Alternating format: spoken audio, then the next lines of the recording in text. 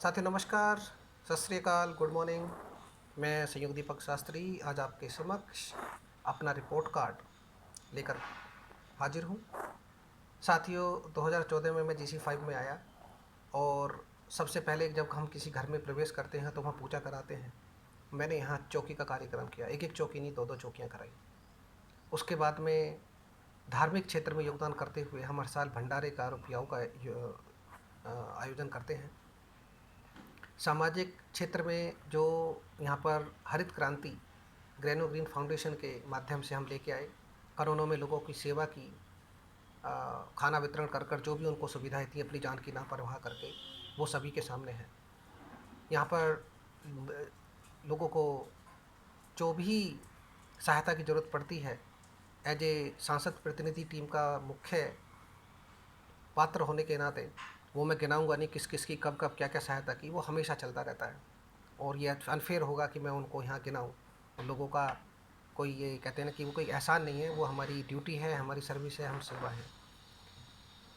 साथियों GC5 में भी 2018 में जब गौर ने सर्विसेज बंद कर दी थी तो मैं ही वो सर्वप्रथम व्यक्ति था जो सांसद प्रतिनिधि संदीप शर्मा जी को साथ में लेकर, और यहाँ पे गवाह हैं श्रीवास्तव जी, रविंद्र श्रीवास्तव जी डी ब्लॉक में रहते हैं।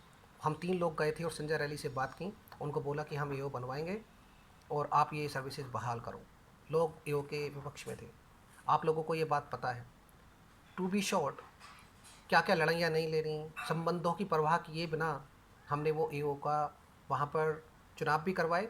और जब ये आने के बाद में इतने असहाय दिख गए तो हमने वो रजिस्टर भी कराया, जिसमें हमें काफ़ी गालियों का भी सामना करना पड़ा, लेकिन हमने निर्णय कर लिया था कि हम आज EO के रजिस्ट्रेशन का निर्णय लेके ही रहेंगे।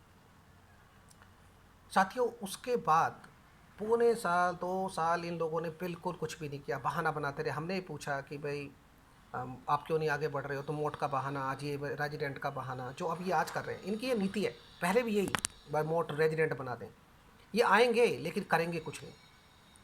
कुछ काम रेजिडेंट पे फेंक देंगे, कुछ काम दूसरों पे फेंक देंगे, कुछ काम का बहाना बनाते लेंगे।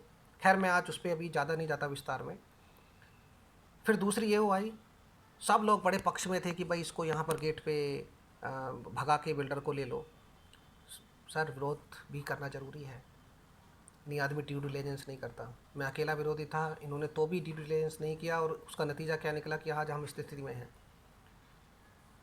फैसला अच्छा था नहीं था मुझे नहीं पता उस चीज़ का, लेकिन मेरी नज़रों में गलत था और उसका नतीजा भी ये निकला कि भाई हमारी यहाँ पे इलेक्ट्रिसिटी की रेगुलेटरीज बढ़ गई, ब्ला ब्ला क्या क्या नहीं हुआ, मैंने सब वो उजागर किया है, वो सब पब्लिक डोमेन में है। उसके बाद में इस AO में आने के बाद में सब प्रथम इलेक्ट्रिसिटी को बहाल करने की कोशिश की, जिसके चलते हुए 4 महीने तक हमें खूब अंदर कुश्तानूरी करनी पड़ी। और फिर हमें अप्रैल में आके मौका मिला, वो हार्ड डिस्क हमें प्राप्त हुई और उसको हमने सिर्फ 4 हफ्तों में रिपोर्ट सामने रख दी।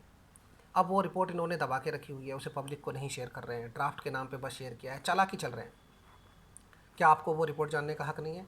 हमने खैर कुछ कुछ डेटा आपको शेयर किया है कि अगर 20 AO मेंबर्स में से 3 या 4 लोगों के डेटा में डिस्क्रिपेंसी हो सकती है, वो जानबूझकर है अनजाने में, वो नहीं पता, वो जांच का विषय है, लेकिन है। तो अब बाकी 1320 में कितनी होगी? ये वोट बैंक के चलते हुए उनको नहीं निकाल रहे, इनके दिमाग में सिर्फ वोट बैंक चलता है। GC5 की कोई तरक्की या सौहार्द नहीं चलता, सिर्फ वोट बैंक। उसके बाद में अभी हमने जितने भी रेजोल्यूशंस हैं उसको पारित कराने में सहयोग किया है। बाकी सब लोगों की बहुत अहम भूमिका रही है और हमने भी उसमें सहयोग किया है। साथियों उसके बाद में अब हैंडओवर लेने के लिए आपको पता ही है किस तरीके का संघर्ष कर रहे हैं। जैसे इन्होंने इलेक्ट्रिसिटी में रोड़े अटकाए, ऐसे ही हैंडओवर में रोड़े अटका रहे हैं, कर भी नहीं पा रहे हैं और करने भी नहीं देंगे।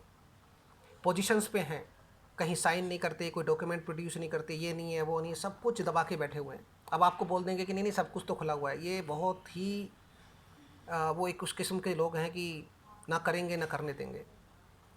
साथ ही बराबर वाला बिल्डर है ना, ये तो इस पर तैयार हो गए थे दीवार वगैरह गिराने के लिए। आंखों में आंखें डाल के हमने उनसे बात की कि उसको इस दिन ही दीवार को गिराना जिस दिन यहाँ पे पूरी फेंसिंग करा लो। ये किसी अधिकारी से, किसी बड़े बिल्डर से ये बात नहीं कर सकते, इसलिए सिर्फ अब बहानेबाजी कर रहे हैं। मैं इनको एक्सपोज करना बंद नहीं करूँगा। ये पर्सनल अटैक नहीं है, पर्सनल अटैक तो इन्होंने मुझ पर किए हैं, गुंडा, महिला विरोधी, क्या क्या, मेरी फैमिली तक को भी नहीं बख्शा।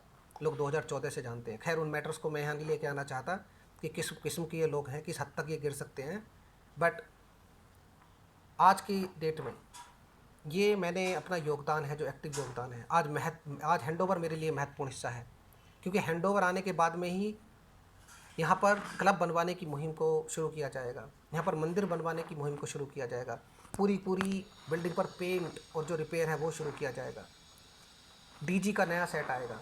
ये बहुत ज़रूरी है, ये हैंडओवर के बाद में ही होंगे।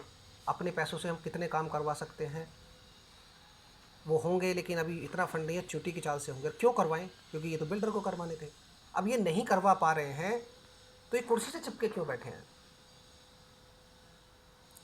कुर्सी इतनी ज़रूरी नहीं है तो क्यों बार बार कुर्सी से चिपक के बैठ जाते हैं? क्या एक साथ सामान्य एओ मेंबर के पास में इतनी पावर होती है? नहीं होती है। क्या क्या ज़रूरत पड़ेगी, किस कैपेसिटी में मिलोगे आप वहाँ जाकर? ये तो ऐसे बात कर रहे हैं वैज्ञानिक कि भाई मतलब इंजीनियर बन जाओ बिना डिग्री लिए। नहीं, ऐसा होता है क्या? अगर इस तरीके से होती कि पोजीशंस की कोई ज़रूरत नहीं होती तो ना तो प्रधानमंत्री की ज़रूरत थी, ना मुख्यमंत्री की ज़रूरत थी। हैं फिर आप president, secretary, joint secretary, joint treasurer क्यों बने बैठे हो सब लोग कुंडली मार के? ये सब धोखा देने की कहानी है। साथियों, मैं सिर्फ आपसे इतना ही कहूँगा कि मैंने इस रिपोर्ट कार्ड के माध्यम से आपको अपना मैंने क्या क्या योगदान दिया और मेरा क्या विजन है वो बताने की कोशिश की है।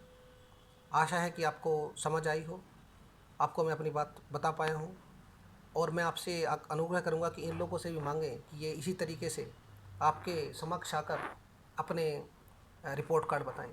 जो इन्होंने बताया है पहली जीबीएम में, उसका तो साहब को पता है कि कितना ये झूठ फूट परोस के लेके आते हैं। दूसरी रेंट मीटिंग में भी 10-12 लोगों के समक्ष ऐसे ही कुछ भी बना के इन्होंने बस वो उड़ेल दिया है। इंडिविजुअली अपना एक एक कार्य बताएं जैसे मैंने बताया है। इसी आग्रह के साथ आपसे अभी के लिए विदा लेता हूँ। बहुत बहुत धन्यवाद।